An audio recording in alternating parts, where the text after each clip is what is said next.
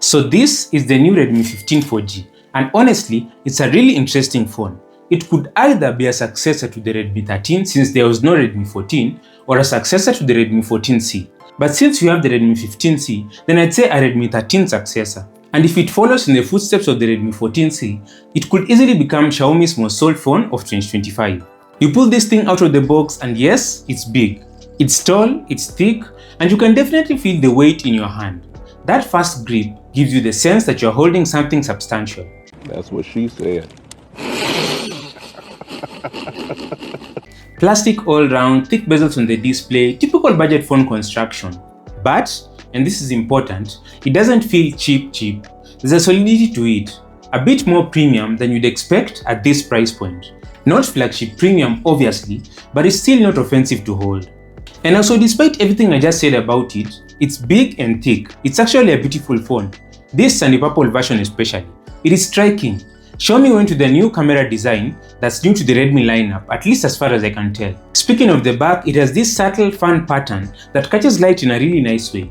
And it doesn't attract fingerprints at all. Same way you can't attract any girlfriends, but that's a separate issue. But beauty isn't the only thing the Redmi 15 4G brings to the table. It's also got power, and a lot of it. Inside, there's a massive 7000 mAh silicon carbon battery, which is one of the biggest we've seen on a budget phone. I'm loving this new trend of phones having gigantic batteries, because who doesn't love long battery life? So you get a budget phone with a budget processor and budget internals that don't pull much power. The math works out heavily in your favor.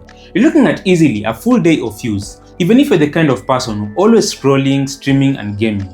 For lighter or moderate users, a day and a half should be no problem at all, or even 2 days if you're being conservative with it. And when it's finally time to charge up, the 33-watt fast charging steps in. Not the fastest in the world, but for a phone at this price point, it's really solid. You won't be waiting around for hours just to get back to 100%. Now when you first look at the Redmi 15 4G's camera setup, it might trick you into thinking you're getting a triple lens system, but that's just all showbiz. Only one of those lenses actually work, the rest are there purely for looks, but that single 50 megapixel main camera is actually really good.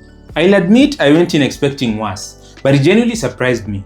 In outdoor conditions or bright daylight, the photos came out sharp, colorful and balanced. It is one of those budget cameras that just gets the job done without trying too hard.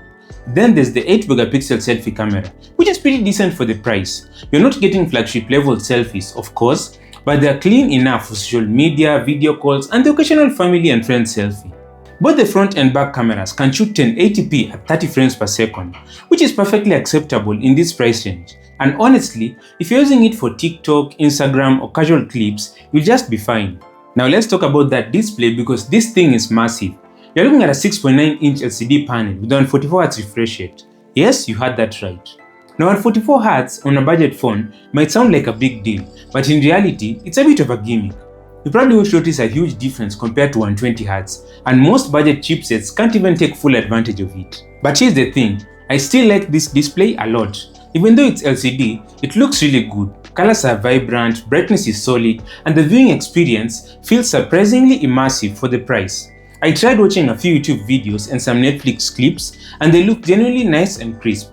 Most people switching from another LCD display probably won't even feel like they're missing out on AMOLED.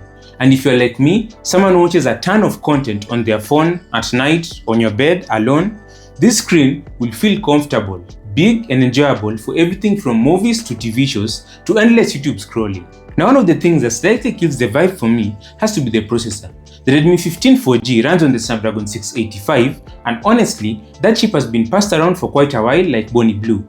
We've seen it recycled over and over in phones like the Redmi Note 12, Note 13, Vivo Y29, Oppo Reno 12 4G, Poco M7, Realme 12 4G, Realme 13 4G, and many other budget phones. On the bright side, it's a reliable performer for everyday use. Things like social media, browsing, and light gaming all run pretty smoothly. But if you're a power user, someone who multitasks heavily, or pushes your phone with demanding apps, you'll definitely start to feel the lag a bit.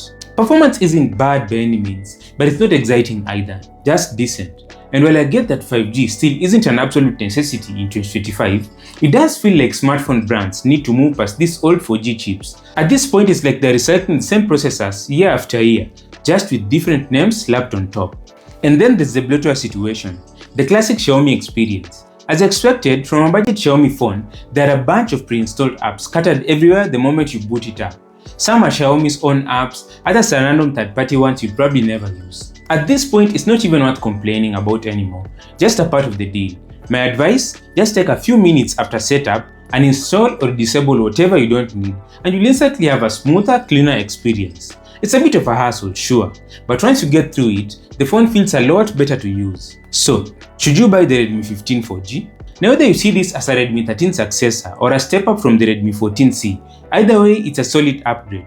You're getting a big sharp display, surprisingly good cameras, a refreshed design, decent performance, and an absolutely massive battery that easily outlasts most phones in its class. When you stack it against competitors, the Galaxy S16, S17, Oppo A5, Tecno Spark 40 Pro, it sits right in the middle of the pack. And honestly, I wouldn't blame you for picking it. It's not perfect, the processor is recycled, the Bloatware is annoying, but the things it gets right, it gets really right. And for most people, those strengths outweigh the weaknesses.